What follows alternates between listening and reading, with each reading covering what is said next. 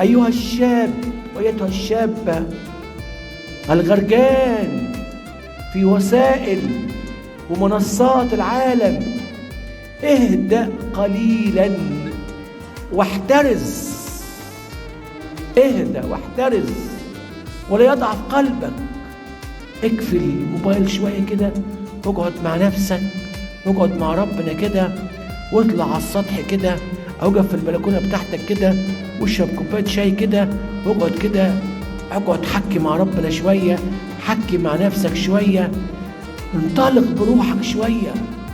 منكب على الموبايل وعينك في شاشة الموبايل ومال، وتعمل بأصبعك تاتش تاتش تاتش تاتش. وقف التاتش شوية، وقف شوية، وقف شوية.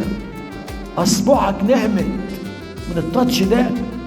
أنا معرفش الموبايلات دي واستخداماتها هتصيب البشرية بإيه فيما بعد، لكن كل ما أراه أنا بعيني رأسي كل يوم أطفال جمال بساط عصبيين وغضوبين ومش مركزين.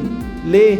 لأن بابا وماما سايبين الموبايل معاهم مع الأطفال وهم في دنيا تانية. طبعا ده بيدمر خلايا المخ ويبهدل النفسية ويعمل آثار جانبية صعبة جدا، لها آثار أيضا عليك. رجع إلى نفسه، والأجمل من ده ومن ده قال أقوم الآن. وهتسمع المديحة النهاردة: قم يا إنسان ولو من الآن. من الآن، أقوم الآن. الآن. ياما بنقول دي آخر مرة أنا هعمل الشر ده وتبقى دي آخر مرة. مين قال دي آخر مرة؟ آخر مرة اللي حصلت خلاص. قول دي آخر مرة اللي حصلت دي خلاص. أقوم الآن وأرجع إلى أبي